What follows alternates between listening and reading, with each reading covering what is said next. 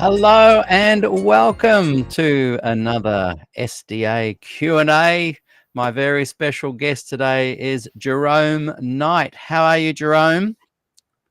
Fine, thank you. Happy New Great Year. to I can hear you well. Great to have you on the program. Welcome everybody that's watching, and we apologize for the delay. We're talking to Jerome from London in the UK, and there's a few little Wi-Fi issues and connection issues, but we have finally got them working. And bear with us, the visual is not great, but I think we can hear you okay, Jerome. And Jerome had put together a fantastic PowerPoint. I don't know if you know that we're live, that now you can see the share screen button any better down there than before. We perhaps won't even stress about it. I won't even stress. We won't even stress about it. We'll get you back again in a little while, and you and I can get together and work out some of the technical issues down the track. Yeah, I knew we'd have techie problems. But Happy New Year, everybody. Our second program for the day. Now, our friends in the UK and in Europe are waking up to the new year. So Happy New Year, Jerome. And Happy New Year. those of us here in Australia, it's full on New Year. It's just after 6 p.m. here. In the States, I think some of you, it'll be around 9 o'clock there in Pacific time. Let us know. But good to see you watching, and thanks for joining us. And look, we had called the program The Everlasting Gospel Highlights. And I think we'll touch on those things, but because of the PowerPoint, what we're going to do today, Jerome, is just hear your story and just get to know you and find out a little bit about your journey through and beyond Adventism. And so tell us a little bit about who Jerome Knight is. A little bit of your background, a little bit of career highlights, a little bit of church highlights. Just give us a little bit of an insight who Jerome Knight is. Right. So I'm Jerome Knight. I was born in the mid-60s into a SDA family. I won't go into the generations because to me that doesn't mean too much. I love that stuff. The true thing is your relationship to God and Christ, isn't it? We can't live our parents' religion or our grandparents or even great-grandparents' religion. Yep. So I could say third generation on my mum's side, second on my dad's side. Yeah. It's but it doesn't mean anything. Faith. Yeah. It's my journey. Although when we're children, we actually take our parents' religion, don't we? And we take it. Yep. So being raised in the church, I remember far back as the age of 4, doing the little kindergarten stuff and being loud in church, getting my say. And so I remember that far back. So I've attended the SDA church for most of my life. But it's only really in my teenage years I said to myself one time in church, because in a West Indian family, a Caribbean family, parents are very strong, strict, especially with religion, SDA. So we had to go to church, no choice. We had to go to church. So one day when I was about 10 or 11 or 12, I said to myself, look, if I'm going to do this, I need to know what I'm doing. I need to understand what I'm doing. So I started to read my Bible, started to read, the little children's pocket Bible. And I started to read from the Old Testament, Genesis, right down. This through the Kings, the prophets. I stopped at the prophets because by that time I was doing my exams. So I stopped at the prophets, but I read the Gospels, I read the New Testament. So I was baptized at the age of 16 in the early 1980s, but I don't think I was really converted at that point, because at that point the youth in our church was into disco dancing and going out to clubs, Palais, Friday night. I never went to clubs, but that was the vibe. back then. You know, it was the jazz and funk vibe, that age, you know. Whole new wave music So scene. they were in new Yeah. wave, it's the jazz funk among the Caribbean people, you know. So people were going to clubs and not really converted, I would say. But after I got baptized, they gave us a lot of E.G. White books, you know, the Conflict of the Ages books. They actually gave us about seven books. What's the first one? Patriarchs and Prophets, Prophets and Kings, Desire of Ages, and Great Controversy. The Great Controversy actually was under a different title called Confrontation. I remember it. I've got it in my loft. So I started reading Ellen G. White. So I started reading actually I started with Daniel and Revelation. My dad left the Daniel and Revelation old book. So I started reading that, and then I started reading Desire of Ages. And it's actually Desire of Ages which actually drew me nearer to Christ. You know, I didn't know all the issues then. In the UK, all the issues about Walter Ray and Desmond Ford, it was very quiet. The leadership did a good job in keeping it away from the church in the UK. So we heard nothing about it. Although I do remember I think there was a Sabbath school lesson on righteousness by faith, and there was a discussion on righteousness by faith. I do remember that, but we heard nothing about Ford and Ray, nothing. So the lay people heard nothing. Yeah, so they did a good job in keeping that away from the church. Yeah. I did a program this morning where I was talking about how it's only since social media that the leadership have had trouble suppressing and glossing over certain information. But you and I are around the same age, and for us in the early 80s, and I was at ground zero here at Avondale, where Des Ford had been a lecturer 10 years earlier, kind of thing. They were very good at trying to keep that knowledge down as well. It was harder to do it in this town, but it sounds like I probably got a little bit more info than you did at the time. So carry on. I didn't get into all of that I didn't get into all of that until in the 90s.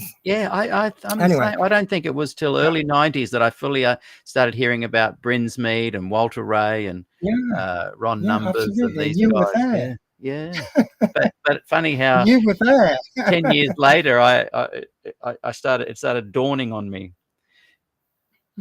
People started handing around books and things. Wow. Sorry, carry on. It's fascinating. No. Right. So I was reading Desire of Ages. That converted me to Christ, I would say. That drew me to Christ. So it's a bit like Des, you know, he read, what was it, Messages to Young People. And that hooked him. So I could say Desire of Ages hooked to me. Well, not hooked. Hooked is not a nice word, but it drew me to Christ. I had a better appreciation of Christ. And, I could probably say it touched my heart and my spirit. So that drew me to Christ, I would say. And then I got into Great Controversy. I started reading that.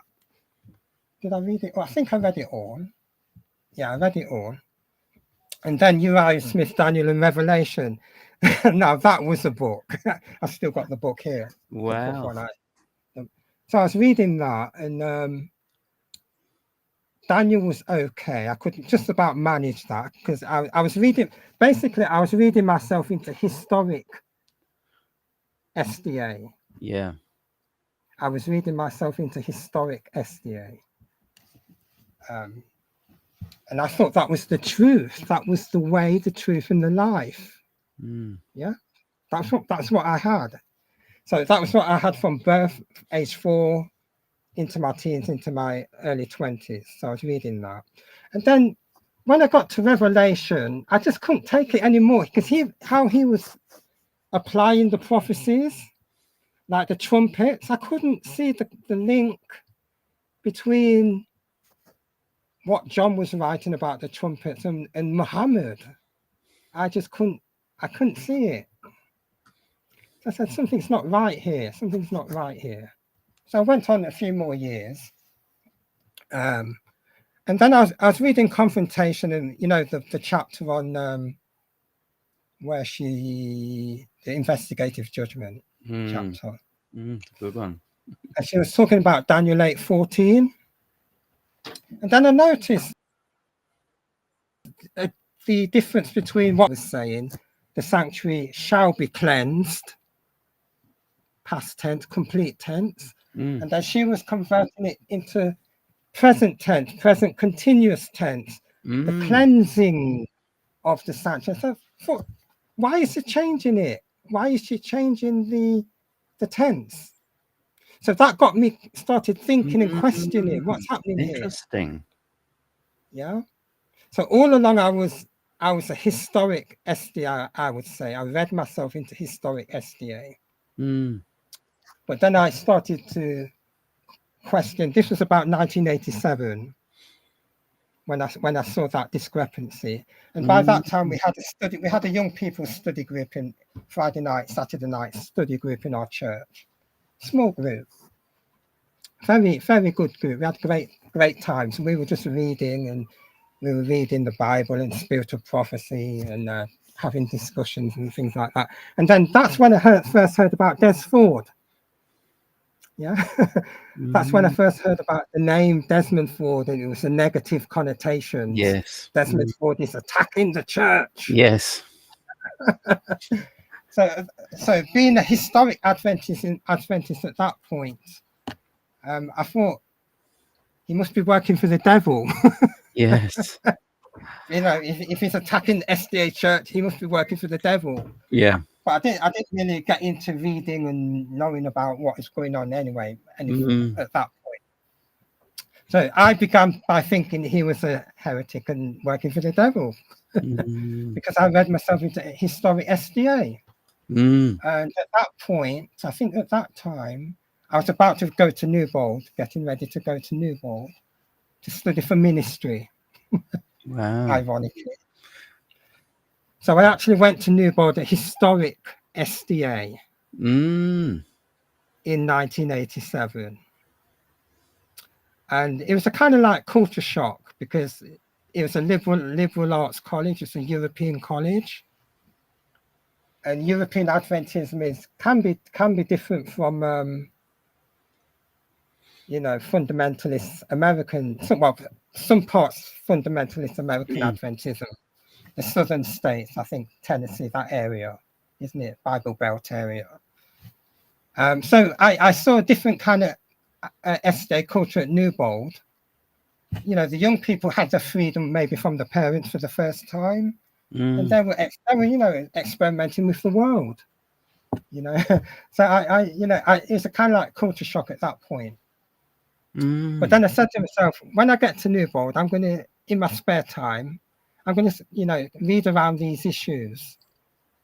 Read around, the issues about whatever was going on in SDA. I didn't know nothing about Glacier View, nothing at that point. So when I got to Newbold, what year was that? So I started to. It was actually when I was doing my masters. I started to. I did in an SDA history program. I did a paper on the investigative judgment. I looked into the origins, and that's when I started reading Ford, because his books were in the Glacier View manuscript, was in the library. Oh, really? So I started dipping into it. Wow, it was very interesting.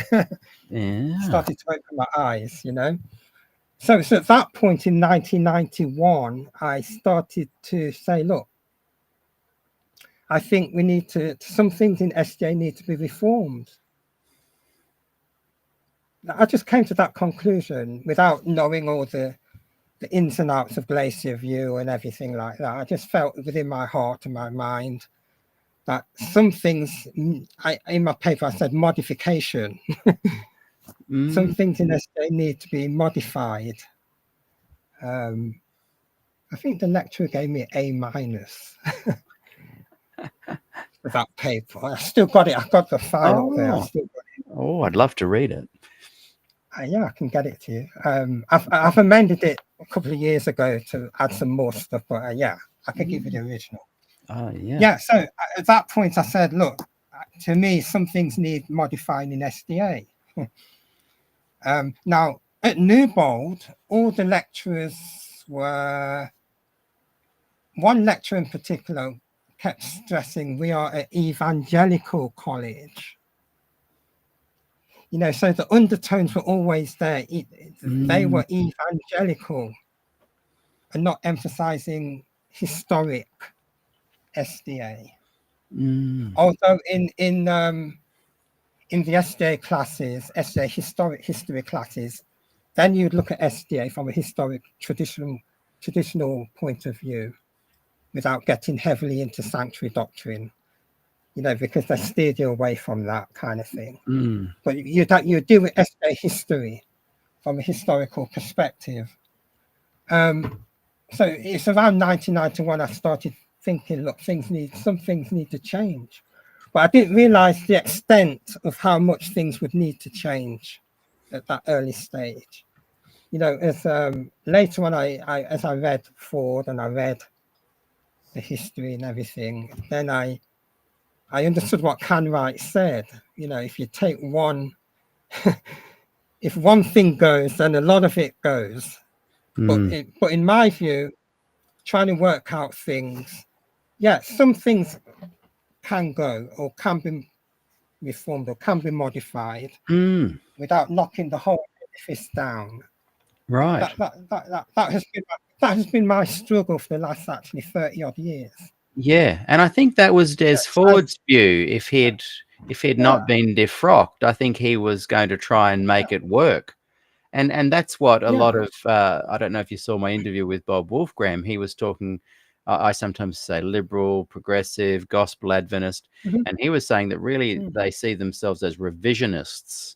And so they weren't trying to do away with, but they were doing exactly what you were saying you were doing, modify, revise. Yeah. So tell me more about that struggle as you're trying to make that work for 30 years. So it started in 91 and I tried to remain a historic SDA actually, because I was actually studying for ministry. Yeah. So I had that to contend with as well, you know, how do I work my way around it? And, you know, I had that. Yeah. And no lecturer or even no pastor counseled me in that. You know, you were just left to find your own way. Yeah, I think in a way that's good in a way, because it's part of maturity. You have to work out your own spiritual maturity. You have to go through that struggle. That was the whole thing in Newbold. You know, it's a question in place. You have to question, you know, so you have to work out where you're going. Yeah. But then later on, I realized the full thing of it. You know, I understand where pastors come from, and I understand why will silence on this matter, because I think they're still also having, the ones who actually study this, not all of them study it, but the ones who are academics and the scholars, especially them, they have to work out how to approach it, how to they've got to survive, reconcile it somehow. Yeah, they have to work it all out. So so that's why we see in the SDA Church silence on this. And I think, you know, the statistics guy, Yeah. the GC Trim, he was in college at the Oh, same time as me as really? well, a few Wow. years after me. He's the survey guy. His surveys are very interesting. They're all on the website there. He reckons about 60% of the people surveyed just go along with the GC. They don't Yeah. really struggle with the issues. They don't really struggle with the issues. It's only about less than 10% of the people surveyed who've actually struggled with these Wow. issues and say, look, I either don't believe it but remain, or I disagree strongly, or, you know, weakly or moderately, or whatever the case may be. So I get that, because I had a few years of that in my newborn life. So after graduating, I wasn't called to ministry. At first, I was disappointed, obviously, because you spend 6 years of your life. At that point, it was about 6 years, about a quarter of my life, studying, you know, ministry. So obviously, you're disappointed. But looking back now, in a way, it's a godsend, because I have the freedom. I have the freedom to really nail it down where I'm going, where I'm at, where I want to be, where I want to go, other than stay and I keep my know, mouth shut and yeah. pretend. It might have just curtailed all of your inquiries. Yeah, I could have done that, and I did do it. I reckon for about maybe until about the 2000. I was an elder in the big London church for a couple of years. I didn't really bring these issues to the church. I didn't want to rock the boat.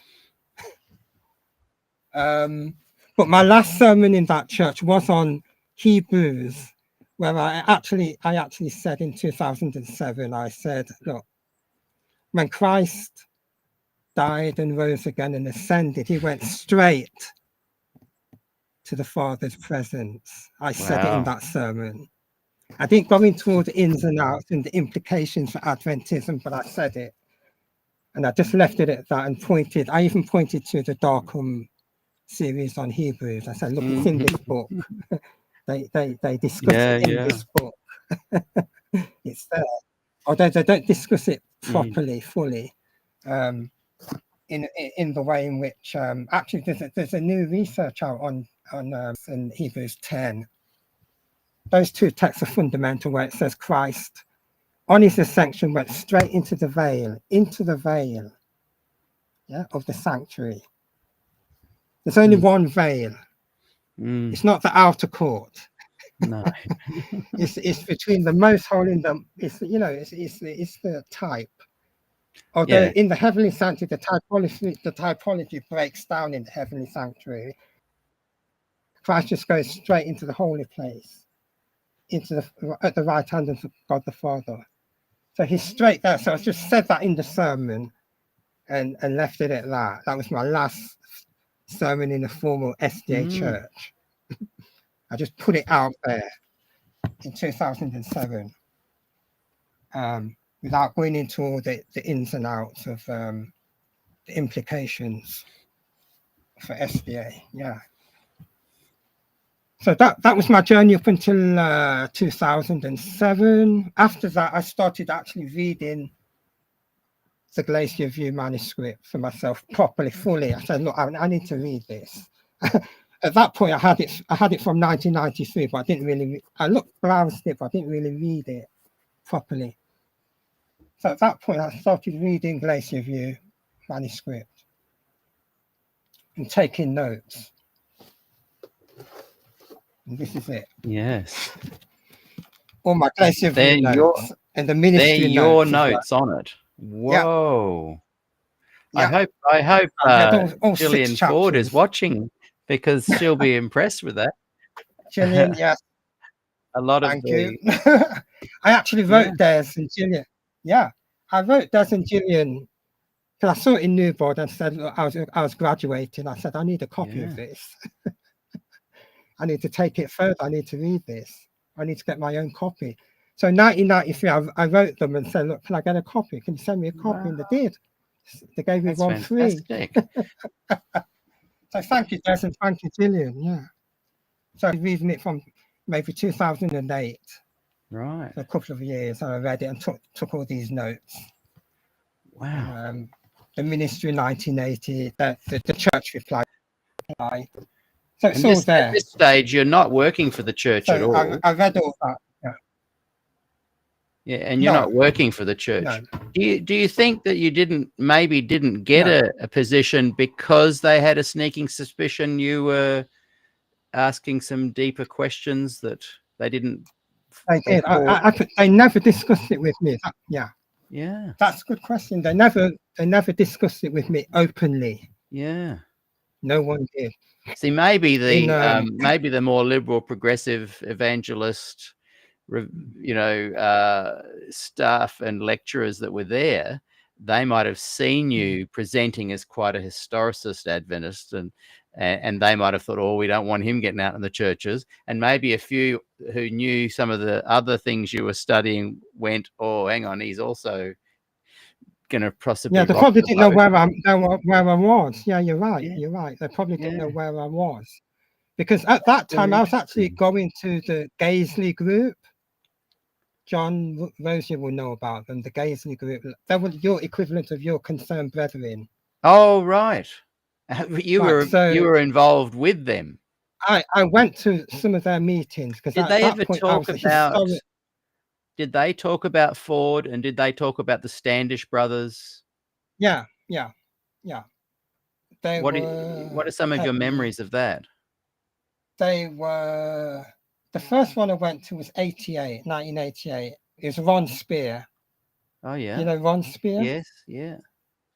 Quite a powerful guy, Ron Spear. Yeah.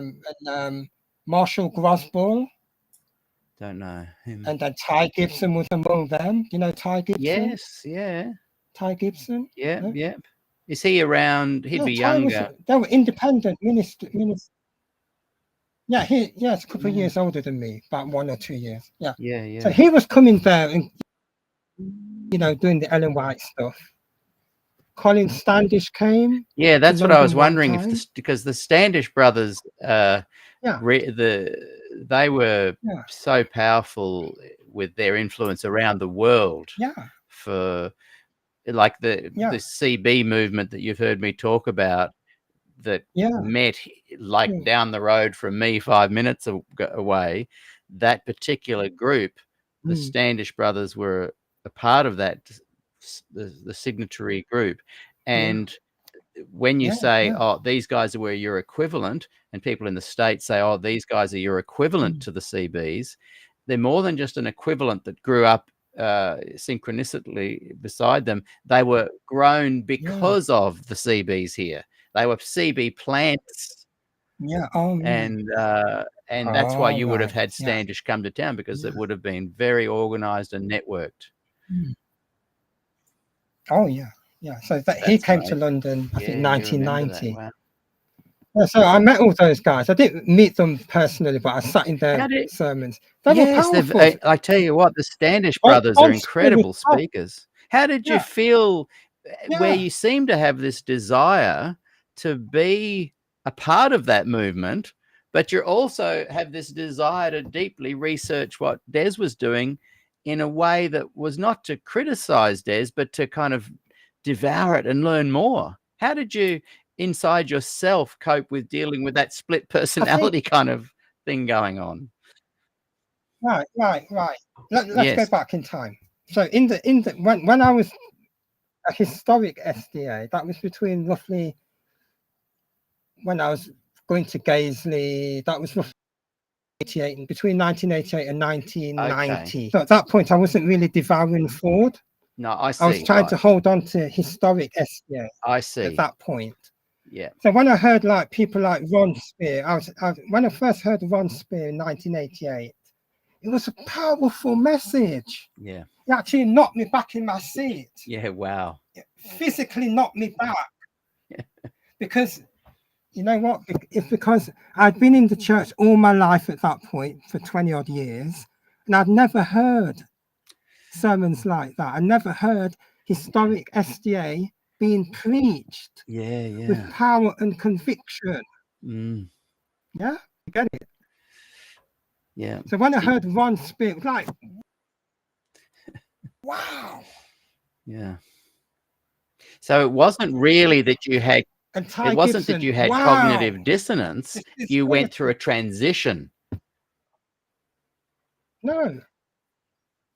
Yeah, at that point, I was Yes. holding Yeah. on to SDA. I was holding on to Yeah. historic Yeah. Okay. SDA. And Ty Gibson is So a it was powerful awesome. speaker. Ty Yeah. Gibson, yeah, his sincerity is amazing. You know, just but it's all Ellen White. It's all Ellen White. Back then, it was all Okay. Ellen White. A little Bible, right? So after I graduated and didn't get into ministry, I went as a missionary. They still employed me. Far Eastern Division. Sent me to Patmos, maybe. Well, I chose to go there. I needed to get out and do work. Yeah. I need to do work. I said to myself, look, I need to do Yeah. something, So let's go and see a different culture. So I went to Korea, South Korea, to SDA Language Institutes. That's where I met my wife. Right. So I was actually in Gwangju, where the plane crashed recently down there. It's down that end. Yes. Whoa. Cholanamdo province, down that end, near Mokpo. It's the coastal region. Right. So Gwangju is the biggest city in that region, down in the southwest. So yeah, I was there for 2 years. Actually, at that point in the early 1990s, 1993 to 1995, I was a missionary. I was still holding on to traditional Adventism. So on October 22, one Sabbath, I preached the sanctuary doctrine. I preached it in the SDA Language Institute. October 22 was 1993. Yeah, so I preached it. At that point, I was holding on to historic SDA, trying to be a good historic SDA. Didn't get me a pastoral job. I wonder what it would have been like had I been evangelical. Yeah. Because in college, I was always struggling between historic SDA and evangelical SDA, because they were trying to give us evangelical SDA in Christian doctrines. They were hammering evangelical SDA, and I was struggling with original sin. I was struggling with, to be honest with you, I could see the point of making the cross the centrality, because I'd never done it. I'd never done it before in historic SDA. Never did it before. So I was struggling with all those things in college. So it wasn't until the 2000s that after reading Ford, between 2008 and 2011, after reading Ford, then I grasped the gospel through Des. Right. Actually, I actually grasped the gospel in Adventism through Desmond Ford. Yeah. Literally, which is just about 2011, talking 14 years ago. Yeah. Yeah. 14 years ago. Wow. So I'm still trying to work out how much of SDA I keep and how much of SDA I jettison. Yeah. I've only actually just worked that out recently, actually, as I shared with you. Yeah. I actually think I try to be conservative. Des and Jill wrote a book, what's it called? For the sake of the gospel, I have it up there. Keep the baby, throw out the bathwater. Do you know the book? Yes. I actually, keep Jesus, but throw out all the non-essentials, the errors. Yeah. So recently, I've just worked out for myself where I'm at. Listening to you guys, listening to other guys online over the years. The three things I disagree openly. I feel free to disagree with them. on is the traditional sanctuary doctrine, investigative judgment, Ellen G. White, and the remnant partly.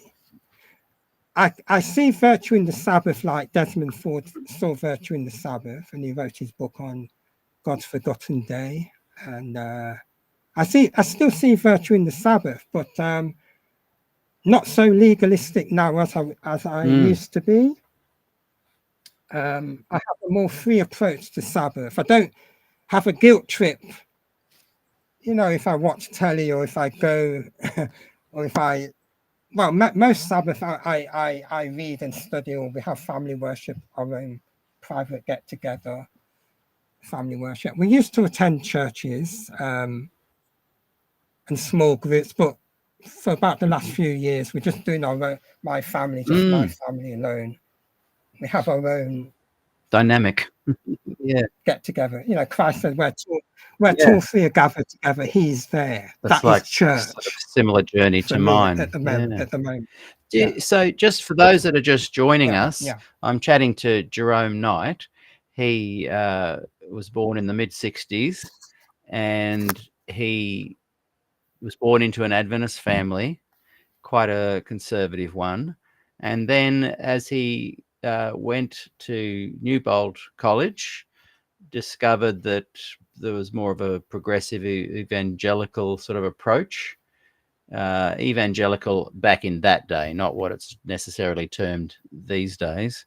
And he kind of spent, this is for those that are joining, and I can see a couple of people just said, what's going on? So he kind of found himself more leaning to the historicist or the historical Adventist community and beliefs, and met people like Ty Gibson and Ron Spears, I think it was, and even the engine room of the Concerned Brethren, one of the Standish brothers, Colin. But however, during his studies, Jerome discovered the manuscript, the Glacier View manuscript, and a journey began for him where he really started to question some of the key doctrines. And he found himself going really from that traditional original Adventist, the historicist, the historical Adventist, to more of one that was hoping to, as he suggested in his, was it a MA that you did? Your thesis was on the investigative judgment, and you felt that it needed to be modified. And a lot of the liberal, progressive, revisionist, gospel Adventists have this desire to revise it. So you come along to about 2011, and you start kind of going your own way a little bit by the sounds. Did you officially take your name off the roll at all at any point? Did you officially leave the Adventist Church? At that point, I stayed. We still attended church, and I still taught Sabbath school classes. We still attended churches until about 2014. We changed the church, and then we went to a small group until 2022. So we stayed, and we tried to, because you need community. We need community, don't we? Yes. We are social animals, or social beings rather. So we do need community. Don't we? Yeah. So we stayed, but then the group that we tended was too conservative. There were Ellen White stuff all the time, bringing Ellen White books to the group, and I was more preaching from the Bible, respecting me as well there as well. So I had a disagreement with one of the guys, and we just said, look, let's just do our own thing on Saturdays now. Let's just do our own thing. So as you that's where we're at the moment. Say that again. Small group. Family ministry. But, Are so we there? these three things that you were talking about that kind of... So the voice is cracking up. Oh, okay. Need to get the It'll proper come mic. good. It's just a Wi-Fi issue. So the three things Sorry. if someone could let me know if my voice is cracking up too, or So could you just say that again? Jerome's. Yeah, can you hear me now? So you were saying there were three things that concerned you: the sanctuary and the IJ. Those watching, just let me know if you can still hear my voice, and I'll just keep summarizing if you can. Sound is gone. Oh, sorry, the volume is gone. Can you hear me? It's gone. We can still hear you. Can you hear me? Yep, we can hear you.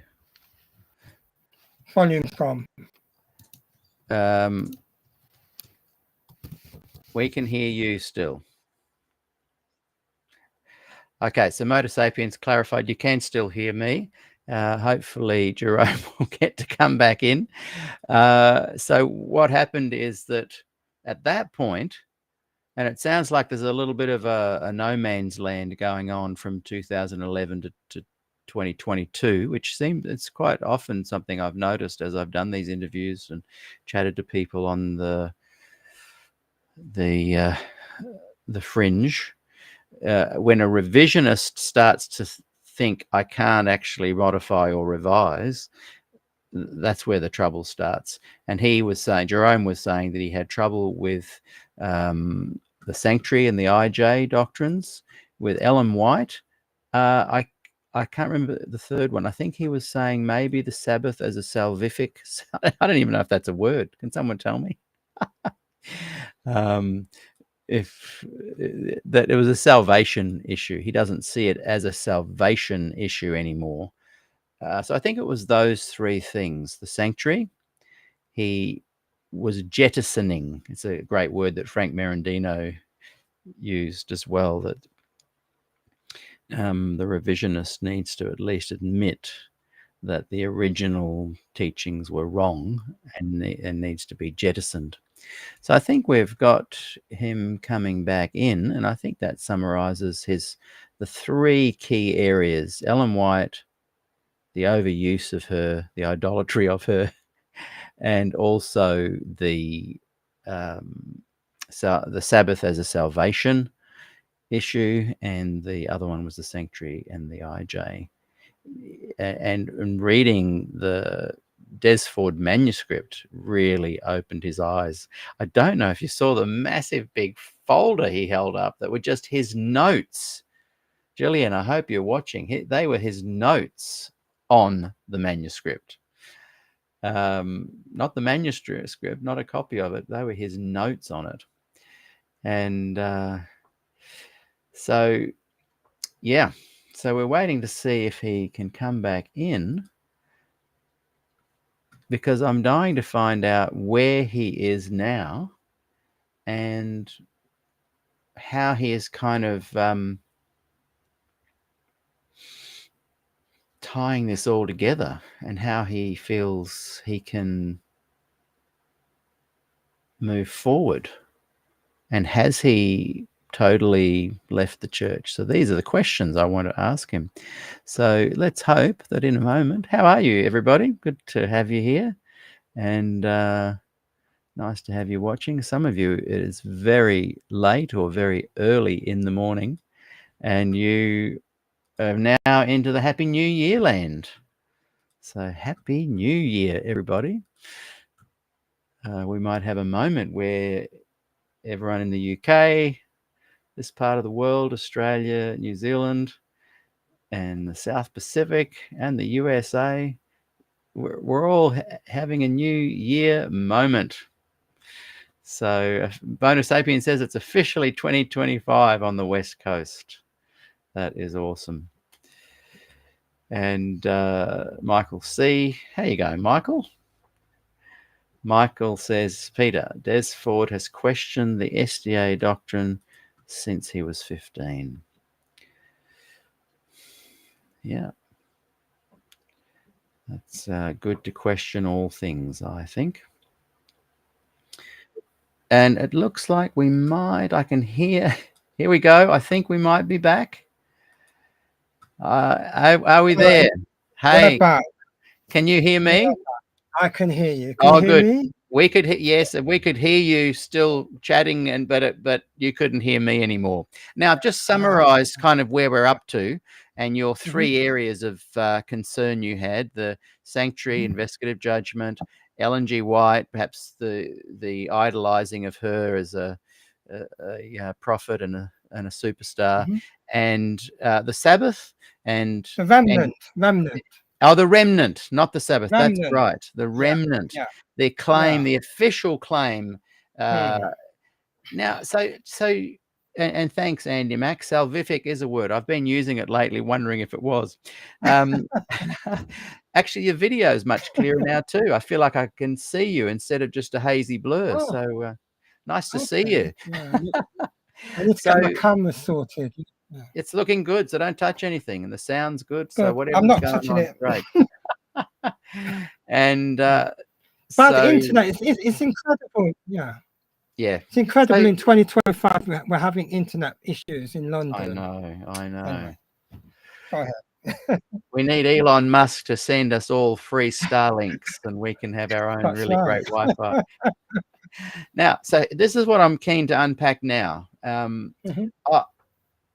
It seems like from 2011 to 2022, you've been exploring, doubting, questioning. Can you tell us a little bit more about those three things and how you are now convinced that the SDA Church has got it wrong regarding the sanctuary, wrong regarding Ellen White, and wrong regarding the remnant? Drill into those three for us, and then we want to find out where you're at now.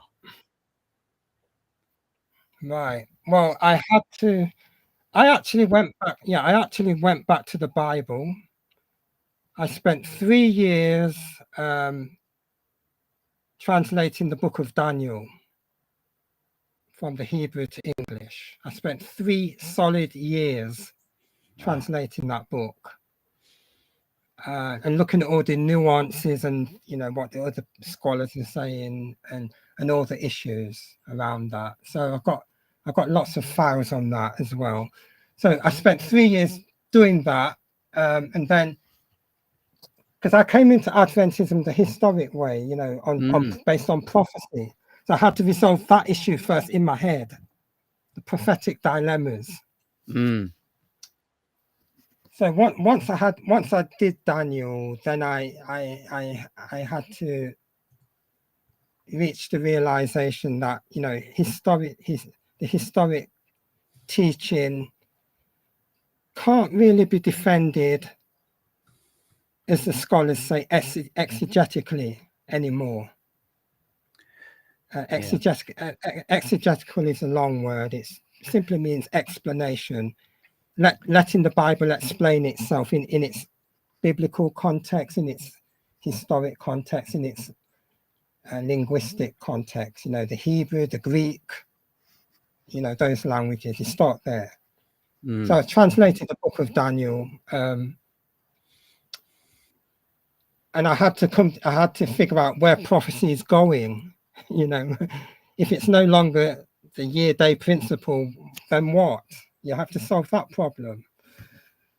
I haven't totally solved it, but I'm more in line to view, especially the time prophecies, as maybe future, maybe belonging to the future end of the world now, rather than 1844, literally. Yeah. As I said, that's not conclusive at the moment, but that's where I'm going, I think. Or have a multi approach. Some things can be historical, some things can be future. It depends on the text and the context. So I had to do that. Had to look at the book of Hebrews. I've not completed that yet. I have to look at Romans. I have to read Romans. I've read it in the English, but I have to look at the Greek. It's a lot of work. That's right. It takes years. Takes years to really hammer it. I really respect what you're doing though, because what you're the the guy that is going, I want to be my own person and I want to understand this.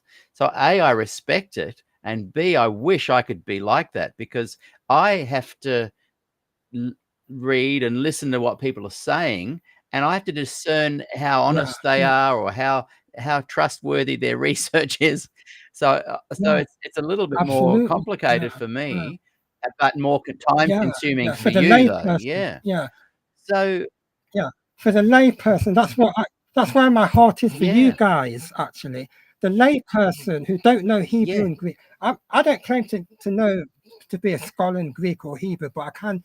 You can use a lexicon. You can use a interlinear Bible. You can use actually for the layperson. This is recommended. Strongest International Concordance. You have the English, the Greek, and the Hebrew at the back of this. Right. So for the layperson, you can look at the words. You can see the words.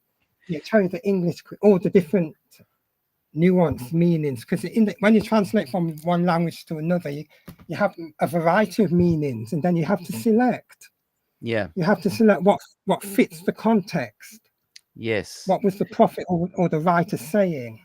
So for the layperson, I would recommend Strongest International Concordance. If you've watched any of my shows recently, you'll notice sometimes that I'm frustrated with the people, and I'm over apologizing for this. I've been doing it a bit the last few shows, but I get a little bit frustrated with the people that have the epiphany, the understanding that you have discovered and found. And then as soon as they've found it, they go, well,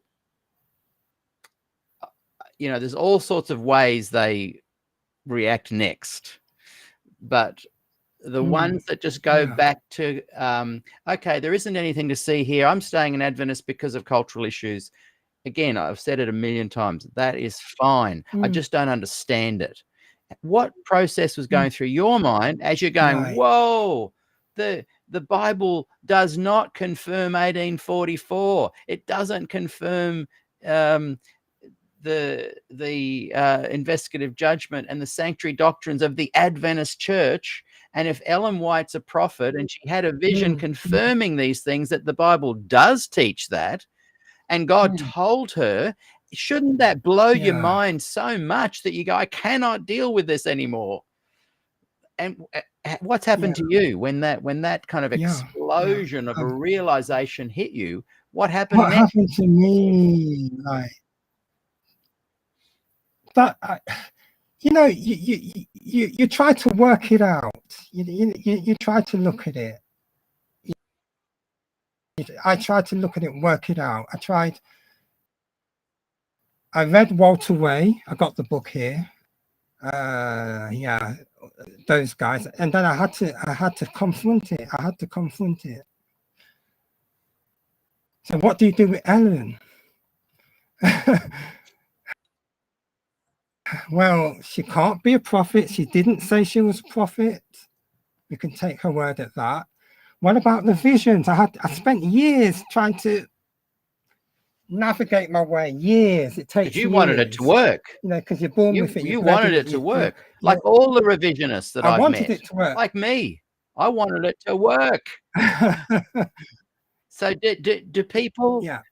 But then after there's something that's just hit me now. So people that want it to work seem to just be able to go on for the rest of their lives and claim that as being a worthwhile thing. Yes, it is. Great. But at some point, do the people who want it to work eventually go, it doesn't work? Has that happened to you? Mostly, yes, mainly. No, I don't see Ellen White as a prophet. I don't accept the visions. Mostly. I accept what they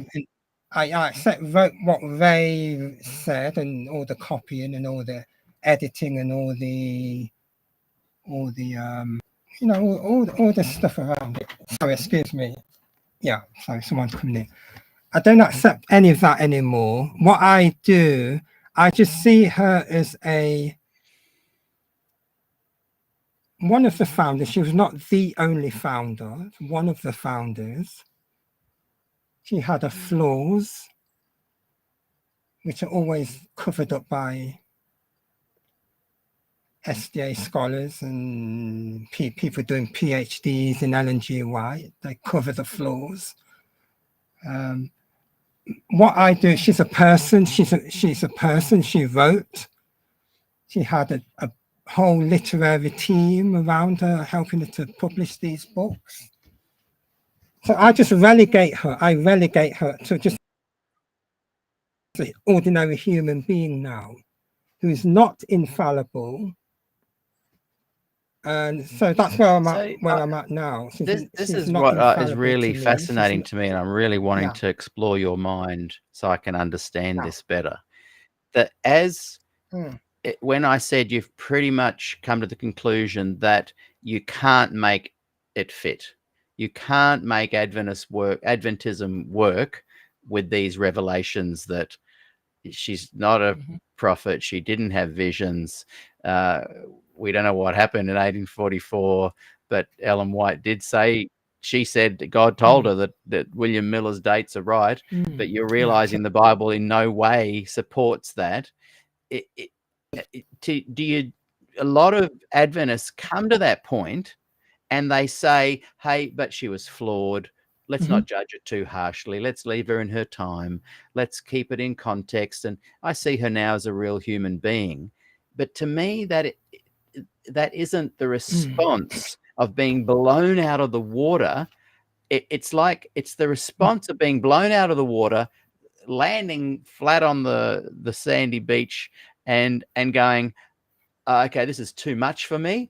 I'll accept her as an inspiring woman, and she wasn't the total founder, and the church has got some providential things, and they've got good education system, and she was flawed, and what tends to happen is everyone goes, oh, good, okay, we've seen her in the light that she needs to be seen. But to me, I go, so I left really not so much because of all of the doctrines. I left because of political reasons with women's ordination, and then I'd already kind of thought that the whole vision stuff was just bogus anyway. But so I'd already kind of seen her as a real person and inspiring 30 years ago, and I didn't really take on board the stuff. I left because of the political stuff. Then in the last few months or so, I've gone, hang on a second, this is so mind-blowingly wrong.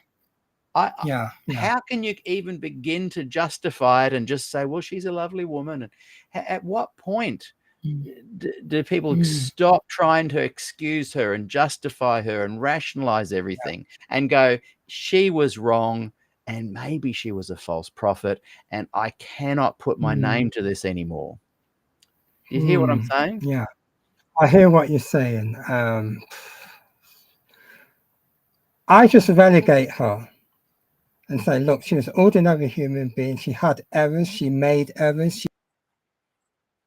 She taught some errors. But let's put all that aside. Let's put all the things aside, that she made errors. She was a normal human.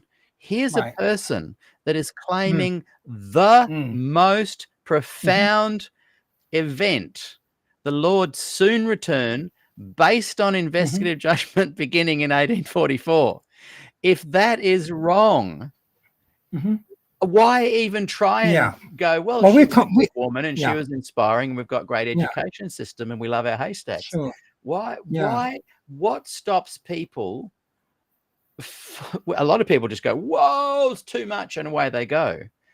A lot of people go, well, too much, I'm just a revisionist, I'm going to stay, I love it, and they enjoy at the level they can.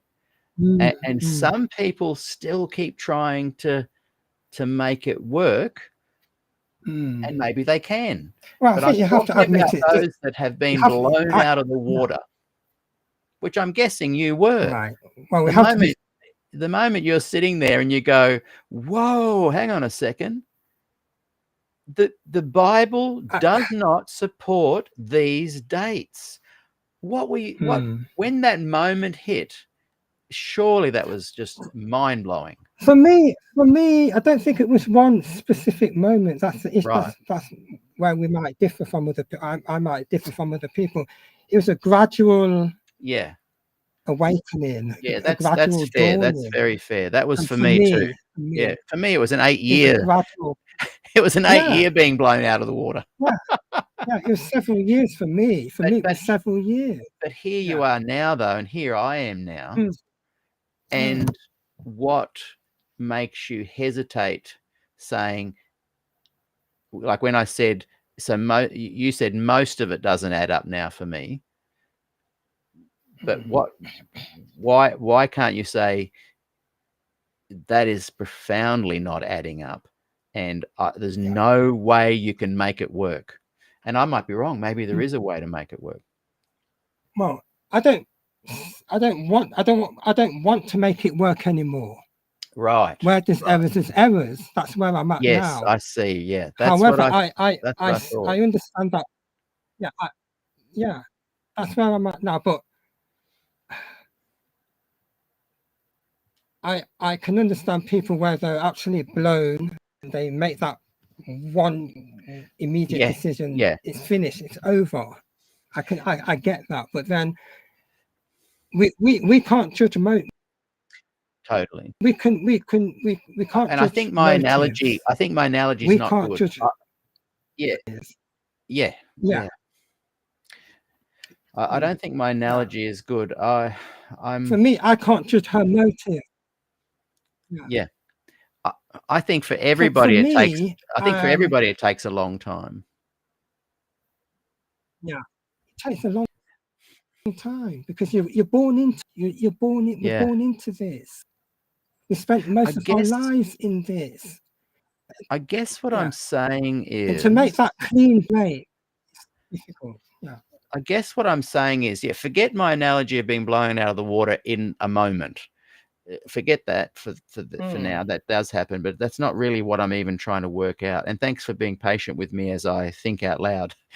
But what I've seen with your development, and I've watched a lot of your posts and comments and things, I've really, really valued.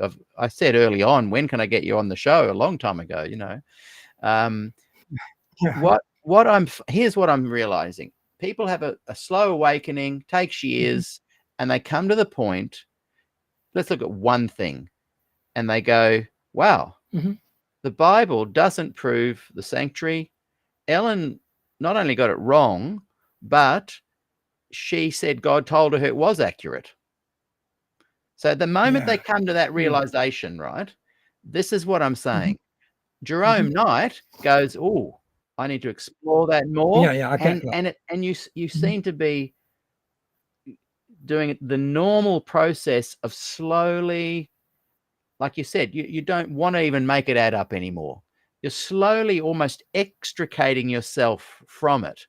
What I'm interested in is the people that get to that point and go, "Oh, nothing to say here. I'm staying. I love the church." Blinders, head in the sand. I could be wrong. I hate even saying it, but that's what I'm interested in. And that's what I don't understand is it can take you 25 years, but that moment when you go, if this claim was true, it's the biggest God revelation of all of history. So how can you then go, "Oh, nothing to see here. I'm just going to love Haystacks and the Adventist Church and happy Sabbath. And I'm going to stay because I'm going to revise it." And what makes someone do that? What makes someone like you and me keep on questioning and keep on discovering the relevance of it or not? So I'm respecting your process. Well, as I said to you, thank you. I mean, where I'm at, as I said to you, I think I can move beyond that. For me, I don't need to make those claims. I don't need to. But my thing is, when I see people always criticizing, then I take the opposite view to challenge them. I play the devil's advocate because, in a way, because it's easy to criticize. They can't. I know what you mean. Defend themselves. The church can defend them, but then yeah. I just want people to think. I just want people to think wholly. Yeah, completely. Yeah. Okay, she was wrong. So what? I can admit that. I don't have a problem admitting that. But then, as I said, we can't judge her motives, but we can assume her motives. She was trying to build a church. Yeah. Yeah, based on the second advent, the Sabbath. Yeah. You know, they were trying to hold on to the second advent. Yeah, looking at it historically, they were trying. That was a truth. We can all agree. We can all agree on that, can't we? I feel bad. We can all agree on that. I feel bad occasionally because I feel like I'm giving everyone a bit of a shot. You know, I'm pushing back on everybody, and I'm being a bit judgmental lately. And I feel bad about that because my default personality is not to do that. So there's a whole lot of sociological things I can learn about myself there. And I don't even care if her motives were great. I don't even care if she did great things. Joseph Smith did great things. We probably would suggest his motives were a little bit more of a charlatan. You know, I don't care that the church, I'm not saying in a bad way, but it's great. They've got great institutions and blah, blah, blah, and the schools and everything. I'm interested in exploring that moment of realizing that the supposed most amazing event, the soon return, God changing a new phase of his ministry in 1844, a 3 angels message to be given to the whole world, that the moment when an individual realizes that, naturally, I know this, every human responds differently. Everybody has a different thing, and everybody's response is valid. I get all of that. I'm kind of looking this as I'm just observing how we all react. And I'm fascinated with those who just get really angry and run off. And I'm fascinated with those who try and make it all work. And I'm fascinated with those who stay, hey, there's nothing to see here. I'm staying because I love the church. Stop triggering me. Stop criticizing me. I'm happy with any of the responses because they are normal human responses. So every now and again, I just focus on one of them. So one of the ones I'm focusing on lately in my brain is those who have an individual moment where they go, whoa, this most amazing event, 1844, cannot be proved by the Bible. It didn't happen. And there's lots of reactions, but there's some people go, oh, okay, this is a bit too much for me to cope with. Don't attack me. And they pause it there. It's like they're pausing it. I'm trying to work out not what all the issues are with Ellen White and the church and anything, but I wonder, out of interest, someone like you didn't pause it and you've kept on questioning. Someone like me hasn't paused it and kept on questioning. But some people pause it and they will say, I'm pausing it, but then they almost stop the questioning process. And again, there's lots of reasons. I feel bad even having this conversation because it makes me sound like I'm being super judgmental. I'm just interested, you know. What do you think? What do you think is going on in the mind of someone that has read the manuscript, has read Des So my mic is playing up again. Oh, okay. Did you get the last bit of what I was saying? Sorry, my mic was... Say that again. Sorry, my mic was playing up again. Can you hear me now? Say that the last bit again, please. Can you hear me now? I can hear you. Yeah. Oh, good. I'm just interested in. Go ahead. I wonder why, as I look at all the different valid responses, some people just say, I'm pausing my investigation into this and I'm just going to enjoy Adventism for what it is, even though I think, whoa, Ellen White's not a prophet. Ellen's claims are false. I'm just not going to look there anymore. Sorry, can you wonder why they pause? Andy Mack Yeah. says it's human nature, and I think, Andy, you're totally right. Well, I think it's human nature. I think, as I said to you earlier as well, before in some posts? A variety of reasons, don't they? Yeah. People stay for a variety of reasons. I think mainly cultural and social are the main ones.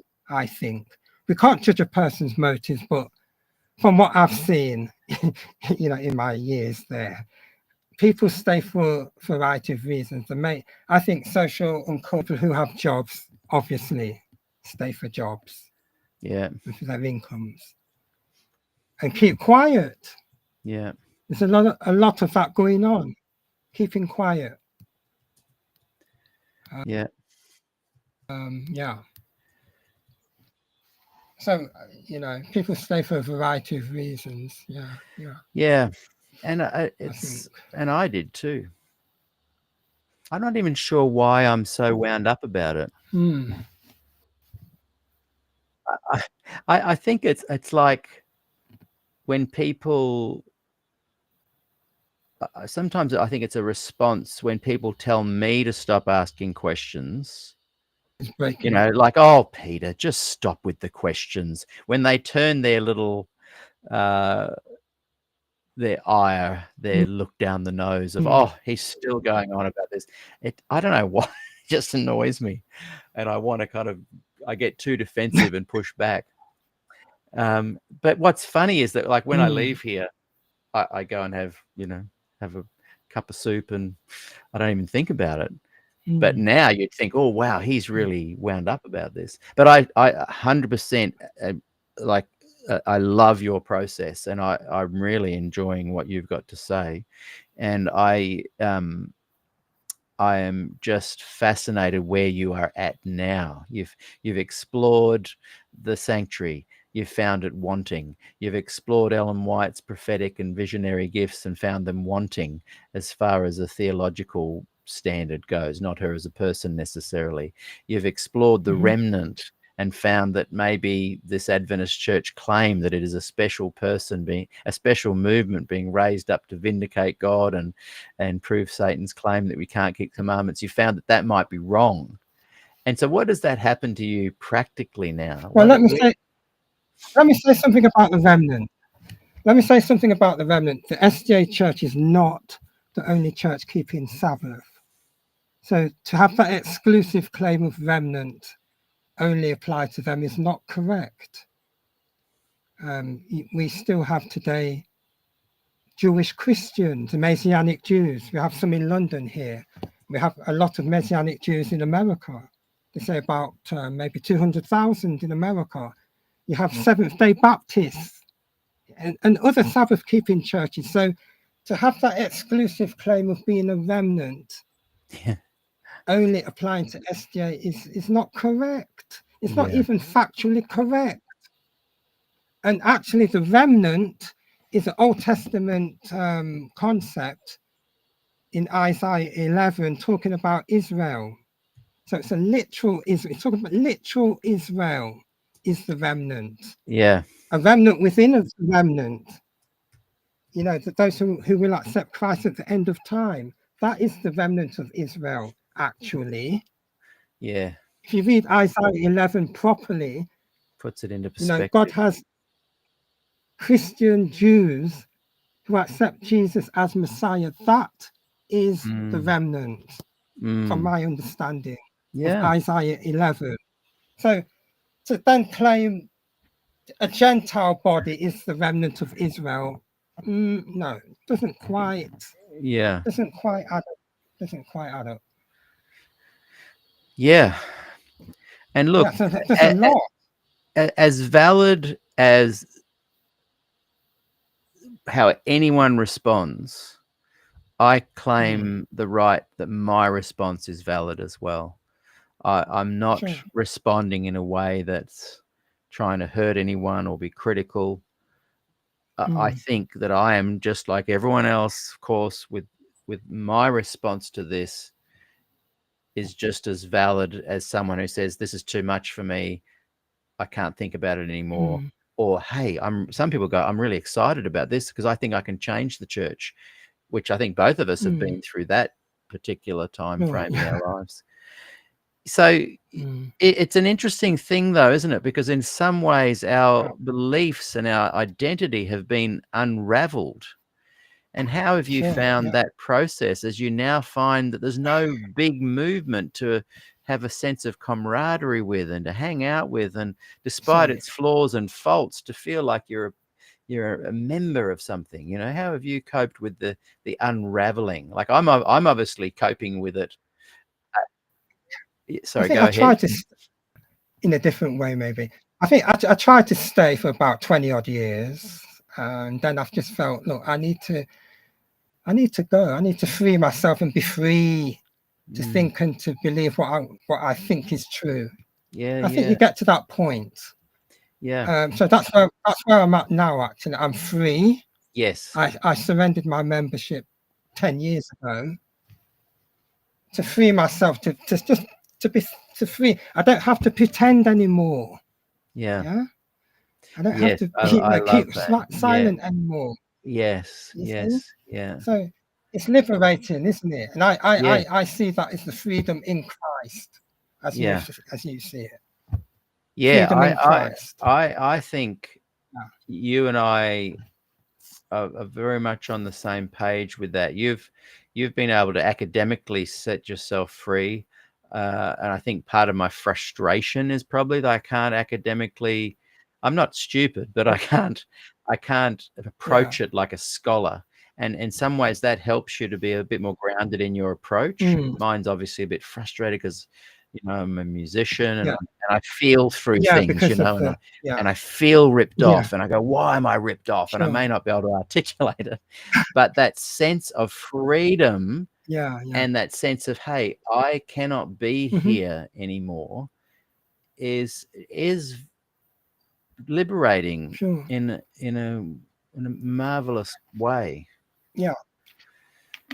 And there's people watching that would say, no, it's not liberating, it's liberating to Mm. stay. And I respect that. I do. I'm coming very much closer and closer to that. Yeah. I mean, yeah. Well, I'm like you. I agree with you. I mean, if people want to stay, well, stay. It's your choice. You have freedom Yeah. of choice, isn't it? But for those who want to be intellectually free or spiritually free or religiously free or culturally free or whatever freedom they want, have that freedom of choice. Yeah. And I think God respects that. Yeah. I don't beat myself up anymore with guilt. I don't beat myself up anymore with guilt. Yeah. Yeah. Yeah, over any of those issues anymore. Yeah. Yeah. Yeah. Andy Mack just writes, freedom can be hard, though, to get used to. Another reason it's hard to leave. So, yeah. Yeah. Definitely. I mean, Paul says in Galatians 5, I think it is, Paul says, he talks about liberation in Christ, doesn't he, in Galatians 5. And he really bangs home, emphasizes you are free in Christ, but then there's a caveat at the bottom towards the end of Galatians 5. Don't use your liberation to give license to the flesh, to sin. Yeah, we are liberated, but then God is saying, but but look, you got to It's hold not back like, on some woohoo, things. anything goes. Yeah, I get that. No, doesn't Yeah, go. No. that's right. There's a Yeah. discipline So we're under grace. there. I mean, one of the things we're under grace, but we're not under one of the license. things I really admire and admired about Des Ford was his Christian lifestyle. He was healthy. He was gracious. He could speak firmly and with clear and incisive, criticism of how he was treated. Yeah. But he'd always then rest back into a very loving nature. And I can't be like that. I wish I was, and I'm hoping to be more like that. But I think, like you said, that there was a moment when you were reading his material where you grasped the gospel for how it was for you back then. It was a turning point moment. And Yeah, I'd like to share Yeah, some yes. quotes with you all from what I Um, found. These are the quotes what really Yeah. got me. You know, reading Glacier View manuscript, Daniel 8:14, the atonement, and where is it? I need to find it now. Find it. These were some of the quotes what really got me. While you're finding that, I'll just finish that train of thought I had, where Des ended up being the kind of person who people said, oh, you know, you're now saying that there's no law and you're now once saved, always saved. But he demonstrated the Christian lifestyle where he didn't just suddenly go, woohoo, I can go and do anything I like. And he was a man of great discipline and great joy and graciousness. And I really like that about Des. Yeah, we need mentors, you know, and I think when you have that's right, absolutely. I can actually say he's my spiritual mentor in many ways. Yeah. Intellectually. Yeah. I can actually now say that. Yeah. See, I really these are some of the before you read that, I really liked people like Dale Ratzlaff, where I you know, he really spoke to me with his kind of way he presented Adventism and why he left. And so I think one little quick thing before you read that, I think it's important to highlight some of the people that are good at offering mentorship as you come out of the church, or as you think, or as you stay. I think there are gifted people sent along the way that it wouldn't hurt us to identify a bit more, not to lift them up, but just to say, hey, here's an anchor. Yes, away you go. Read us these quotes. Who did you say? Dale Ratzlaff. I didn't get Dale Ratzlaff. Okay, Ratzlaff. Yeah. These were the quotes what got me from Des's book. Like on page the Glacier View book, page 262. You know, where he says justification is the anticipated verdict of the last judgment. Yeah, that's a good one. You know, because I was always brought up to believe judgment is investigative judgment. You know, it's. And then when he talked about John 12, where Christ was going to the cross, and he said, "Now is the judgment of this world." You know, John 12. If I be lifted up, I'll draw all men to me. You know, that was the judgment. That is the judgment which replaces the investigative judgment. Yeah. And that actually warmed my heart. Yeah. To see the gospel there. You know, mercy and judgment and goodness and love and grace, it's all there at the cross, you know. Yeah. So of the last judgment, you know, and we can be and that goes with Daniel 7:22 of the saints. Yeah. Not against, in favor of the saints, you know. So that you know, that releases you. You know, that opens you up to joy and love and happiness rather than fear. Yeah. And trembling and you know, looking at your sins and saying, I can't make it, I can't do this, you know, give up. It's a whole nother way of thinking, a whole nother way of looking at the things. Yeah. From this gospel point of view, you know. So there, and then on page 263, he says, this is a fantastic quote where he says, the everlasting God should make all who receive it sing and shout and dance for joy. Yeah. How can you not feel good about the gospel making you happy, singing to shout and dance for joy? I think he was quoting William Tyndale at that on that issue, on that quote.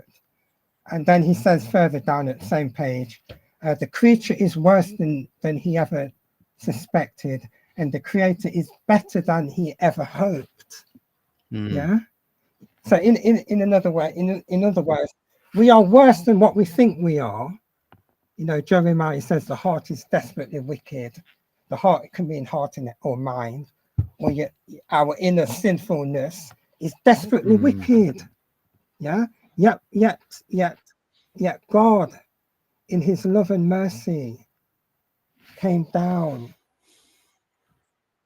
you know, to give us salvation, to give us this free gift, you know. So the creature is worse than he ever suspected, but the Creator is even better than what we can think, you know. Yeah. It's like Paul when he says in eye has not seen nor ear heard, you know, the things that God has prepared for us. You know, we can't even imagine it. Yeah. You know. So these are some of the questions on page 264, where he's talking about righteousness by faith, where he says, there's a quote where he says, most sermons give advice, but the gospel is good news. Yeah. I love that quote. That's a Des Ford quote, isn't it? You're saying. So many sermons. Yeah, I love that quote. Most sermons give advice, but the gospel is good news. Yeah. Fantastic. You know, how many, you know, when you sit in church and the people are just telling you to be good without the gospel, it means nothing. He had, in other words, we're wasting people's time without the gospel. Telling people I can go to the secular society and get ethical goodness. I don't need to go to church to get ethical goodness, but I need to go to church to get the gospel, the real gospel. I need to have a church which has the real gospel. Yeah. Do you think that, say you find yourself another Bible preaching, gospel oriented community, whether it be a denomination or a group of people in your local town where you're at, they will also be flawed and they will also have problems. They will also, you know, fall short of the glory of God. They will also be hypocritical.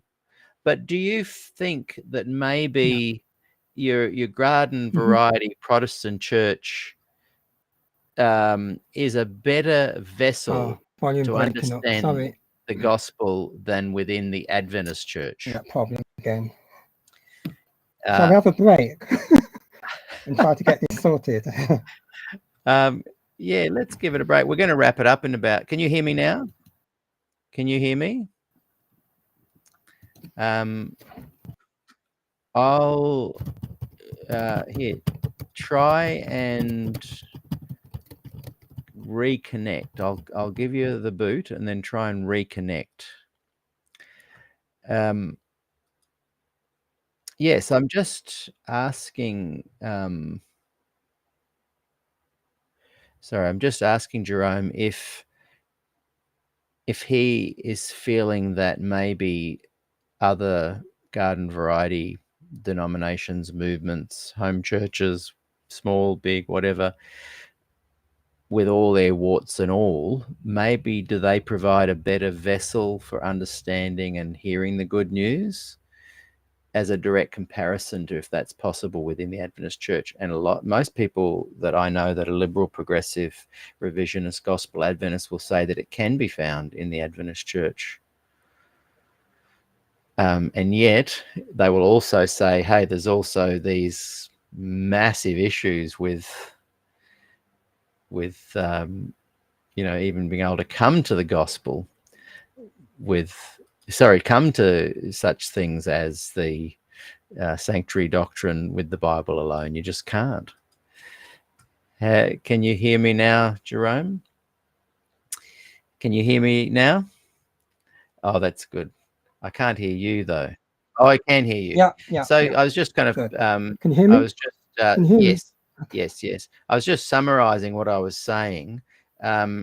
So when I talk to the liberal, progressive, revisionist, gospel Adventist, they will say I'm breaking yes. up. So take a break.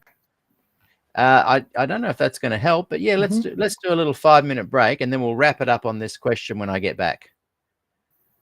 Let's do that, everybody. Let's give our little never be the same break, and we will be back in 5 minutes.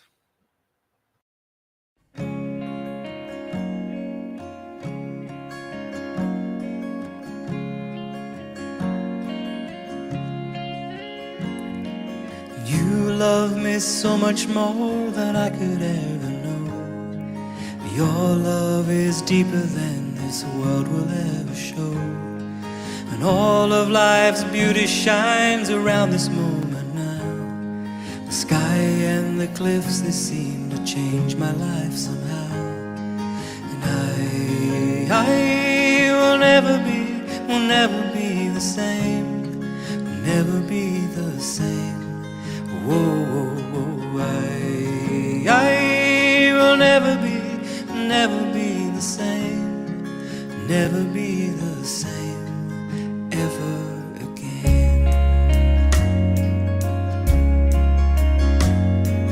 Here I am waiting, Lord, my life is just for you. Please unfold all the plans that you would have me do. And if all the world's just a breath and nothing's here to stay, and all of the love we feel will save us anyway. And I will never be the same, will never be the same. Whoa, I will never be the same, will never be the same ever again.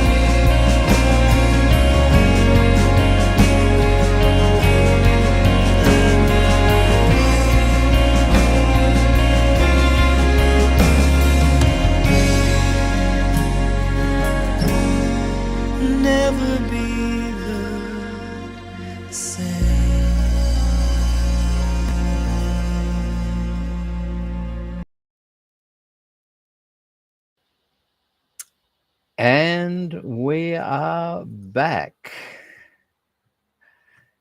And hopefully we've sorted out some of our technical issues. Can you hear me, Jerome?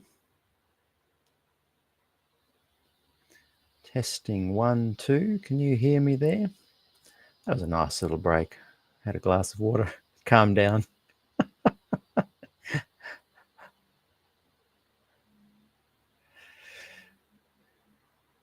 And I think, can you hear me, Jerome?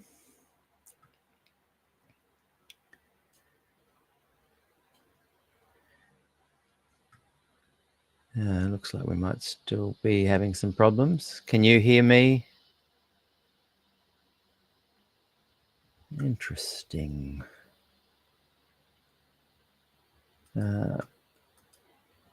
Yeah, look, I'm not sure if we're going to have to get Jerome back again next week or not, because we're being plagued with issues. Here we go. Can you hear us now, Jerome? Back again. Can you hear Back me? again. What I'd like to do, I was just saying that I had a nice little break, had a glass of water. I feel a lot calmer now. Go ahead. This show is me living my life with my heart on my sleeve.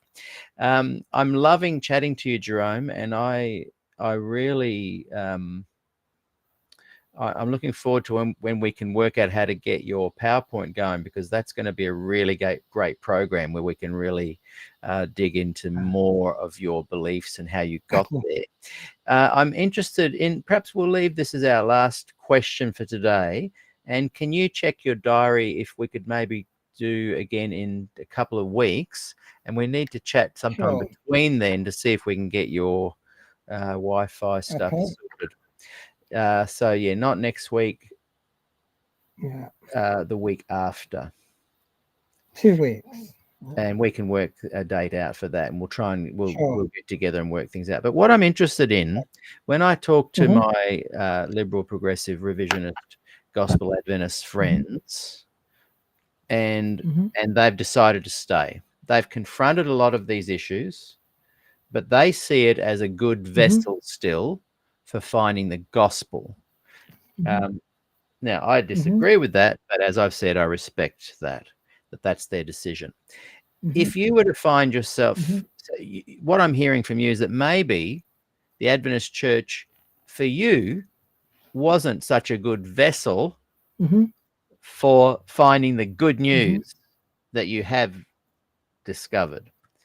If you began joining another reasonably benign, grassroots, good old Protestant gospel preaching church, even though it had its flaws and faults and political issues or whatever, do you see by comparison, in your personal opinion, that those kind of churches are a better vessel for finding the good news than the Adventist Church?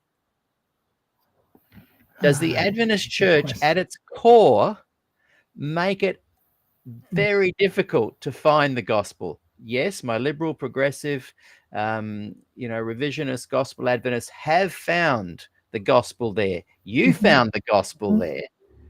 But I'm asking, is it a more difficult place to find the good news than your normal grassroots Protestant movement? Yeah, question.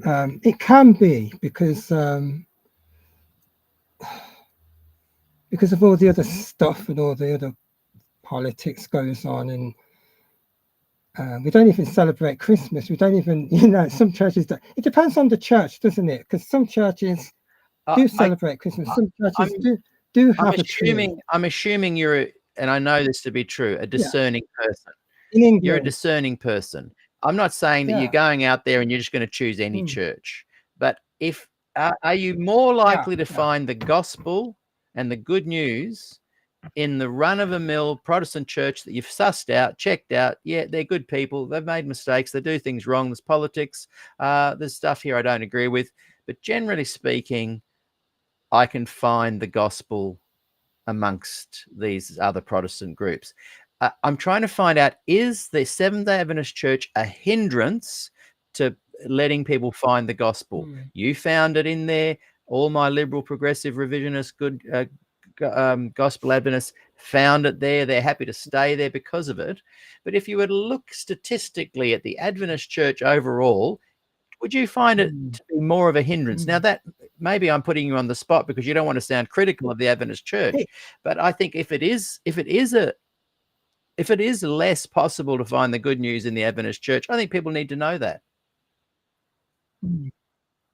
Sure. It can be. It can be. It depends on the leadership of the church again, the pastor. Generally the pastor speaking, will I'm not do talking it. about your individual We church. don't preach the gospel. Collectively, official doctrines. Yeah. You Yeah, mean the big collectively. picture of Adventism. Official Is it a doctrine, great place no. to find the gospel or not? Good. Right. Is it 70% likely to find it or not? When you look at the good question. I'll try to answer that. When you look at the fundamentals, and I have been looking at them, there's only really about one fundamental on the gospel. Wow. Out of the 28. Wow. When you look at it rationally, yeah, and I have looked at it, Wow. and I'd like to do a program on it Yes. actually. There's only one fundamental, and it doesn't explore the gospel enough.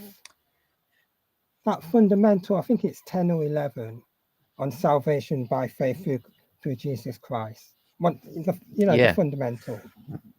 So there's only one out of 28 so there's no emphasis. There's no emphasis on the gospel in SDA. That's what I'm trying to work out. So for a person to stay, they can say quite confidently, I've found it here and I'm happy and my local church is good. But collectively, you're saying the emphasis is not on the gospel. And are you saying that was one of the things that you felt should have been modified, but that you now realize can't be? Good question. Actually, I didn't see that as a need to be modified, but today I know I see it. I actually see it. So I'm with you on that. I actually see they need to emphasize the gospel if they're going to go anywhere. And these are the things I'm trying to drill down, though. Like, do you conclude personally that it's impossible to modify the Adventist church? Well, we have to change the mindset, don't we? The leadership, we have to change the leader's mindset. But if I went into and the present if I went into the Mormon church, and the present leaders, if I went into the Mormon church, when I say mindset, I mean holding on to tradition. We have to change that mindset of holding on to tradition. Yeah, and I'm just saying that 1844 sanctuary. And I'm just saying that that mindset. Do you think that's possible? No, not at the present time. And I'm being frank. I like that. That's what I think I get frustrated with people, because I feel that they're not telling me what they really think. I've actually reached the conclusion, the SDA church cannot reform itself. It cannot. Yeah, I agree. And I've said that to Jill. I think I've said that on here as well. The SDA cannot reform itself, or it will not reform itself. It cannot, it will not, and it has showed demonstrably that at every opportunity it had to do so, it didn't. It didn't. Because at the center... 1888, 1976. Because at the center of Adventism, 1980, collectively we're talking, at the center of it is a lie, is a false teaching. And it is at that core, at that center, the false teaching is its only distinctive teaching. So if you cannot change that, the whole thing falls down. That is the tradition they are holding on to. Yeah. So it cannot. But it's not a tradition, is it? It cannot be formed. It's not even a tradition. It's not even a tradition. It's a false. Well, it's a false vision. Wow. I'm being kind. I know you are. I'm being kind to it. And I think I'm speaking collectively to it as an institution, not to the people. I love Adventist people. Yeah. I hope that comes across. Yeah. I catch up with my Adventist friends all the time. I love cafe culture, and I'm at a different cafe 3 times a week, 90% catching up with my Adventist friends who I love. I'm speaking about an institutionalized, systemic problem. So I don't feel I'm even criticizing. when I say it's never going to change. No. But then people take it personally, don't I they? know. And as you then, can see from my shows, people are taking it personally and they're getting cranky with me. So I think the path you're taking is a good one, because I'm taking it on the chin a bit lately.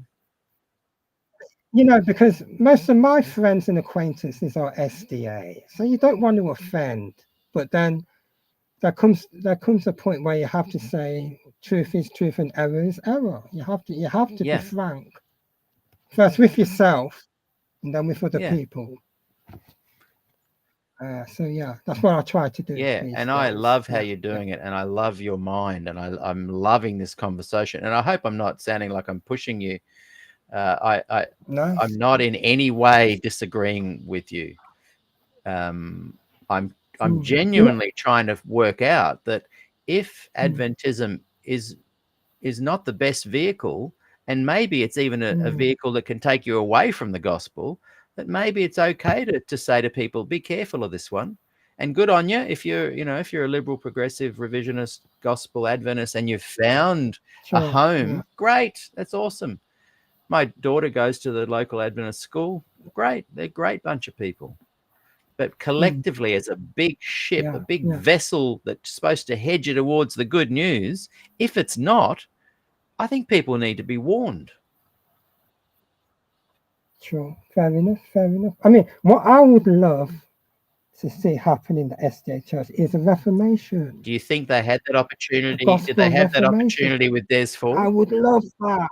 And then do you think they had that opportunity with Des Ford? It did.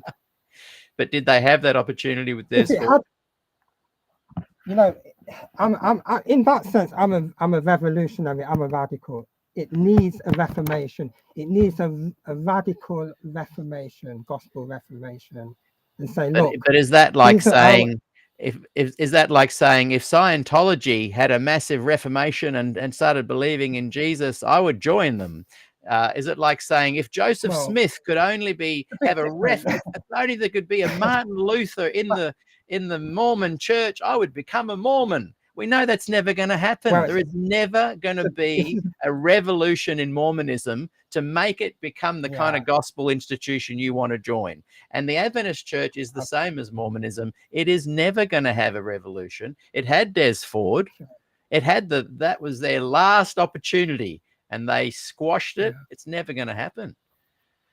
Well, you can't do a reformation, or you can't have a reformation by committee. That's what happened at Glacier View. You can't have a reformation by committee. No. Yeah. You have to have a significant. Or through politics. Yeah. Some things can't ever have a reformation, can they? No. What did Luther to reform Adventism, you'd have to take Ellen White out of the picture. Yeah, you'd have to say, look, we made a mistake here. We made a big error here. Yeah. And that's never going to happen. I realized that a few years ago. I realized that I left. I handed in my membership. Yeah, you did that officially, from outside. We have to start something new. Yes, I like that. Something new. I like that. Let's start a new church together, Jerome. Now. Let's start a new church together. I want a new church. Well, hopefully you come along we have to agree. Hopefully you come along to our weekly programs. I think you'd enjoy them, and you could come and be one of our gospel presenters one week. I'd love that. 5:30 p.m.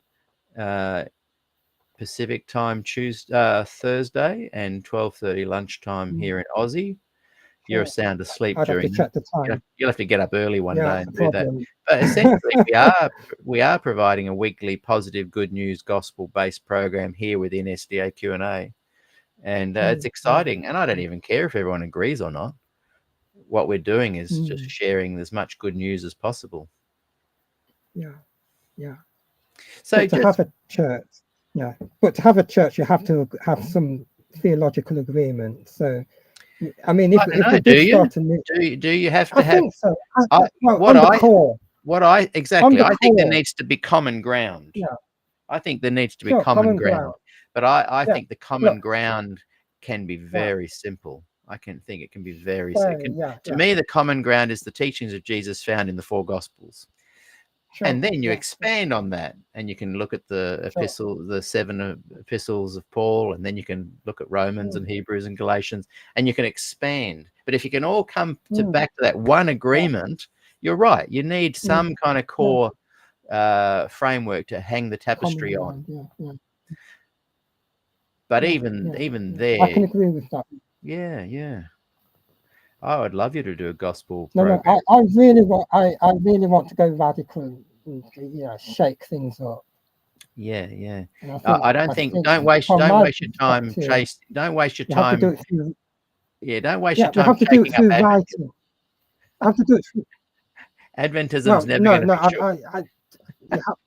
You've already been shaken out of that. They shook you out. They didn't want you. They didn't care about you. Don't yearn. Don't yearn for people too long that don't yearn for you. I see it like Paul. I'm a bit like I want to be like Paul. Be all things to all men to win some to Christ. Yeah. I think Des was like that.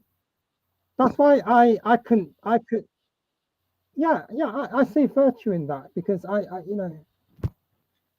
to Adventist, I can be an Adventist if I want to without being in it. Totally, you get what I'm saying? I can quote you Ellen White. I can argue from Ellen White without holding the high thing. So to an Adventist, I can be an Adventist. To, I don't know, to somebody else, I could be. It's difficult for me to be Sunday keeper, but I could try and work with Sunday. You know. But I could be Adventist to Adventist without being. I'm freed myself from that restriction. So, I want to be like Paul. All things to all men. To win some to Christ. That's what I want to do. And I love your writings and your comments. That's my thinking. So, and when we're talking about, we're starting to lose you again, so we're going to wrap up so we don't go through another. A few other things, but Sorry, we're starting to have little audio problems again. So just quickly, we're going to let you go. I think it's my internet. Michael C has just said Peter had a guy on here a while back who offered 7 questions to ask an SDA pastor. By the way, Michael C, he's coming back again in 2 weeks. I'm hoping to get Jerome back in 2 weeks and Rodrigo Custodio back in 2 weeks to do 7 more questions. Now, Michael is making the claim, but Peter doesn't love me anymore and won't have him on the show. That's not true, Michael. I never loved you in the first place, but so I couldn't fall out of love with you. But Michael, I would love you on the show. So I don't know why we can't make it happen. I've invited you, and you keep not coming along. So come on, Michael, shoot me an email. Let's get you on the show ASAP. So can you just share with us what it is? Can you save up and buy a better webcam and microphone and be close to your router? Have you got a Wi-Fi router a long way from you? I'll try to see what I can do with that. We'll be able to work on it. We'll work on it next time, and I can't wait to have you back. But just in closing, what's the good news to you? What is the good news to you? Good news. Somebody in the comments asked me to define it, and the only way I can really define it is what Paul Romans 1:16 and 17. I'm not afraid of the gospel, for it is the power of God unto salvation. Yeah, the gospel is power, God's power to give us salvation, to change our lives, and to get us ready to live with Him forever. That is the gospel in a nutshell. From just off the top of my head. So I won't go into all the theology, but Paul's definition is a great definition. The gospel is the power of God unto salvation by faith through grace, and that's what we all should be living under. So that is my definition. Thank you, Jerome Knight. I've loved our conversation, and thank you everyone for loving me and accepting me as I am, warts and all. That's been awesome. I've been enjoying your shows for the last year, so I had to come on. It's great to have you on, and let's really get your internet working and Mike and Cam, because I really think you've got some valuable things and I need to add get my to the internet community. service. Yeah. Good on you, mate. Thanks for watching, everybody. Tomorrow, you. join us at And 5:30 Happy New Year to p.m. everybody. Thursday. Happy New Year, yes. We've got Happy Hal New Year. Southwell, our gospel presenter tomorrow. Join us for Hal Southwell. Next week, you might be interested to know, Jerome, we've got Miles Christian on. He's on Miles. Tuesday Pacific Miles. time, Wednesday our time. Catch you later, Jerome. Great to see you. Have a good rest of the day. And Happy New Year, everyone. See you next time. Thank you. Great.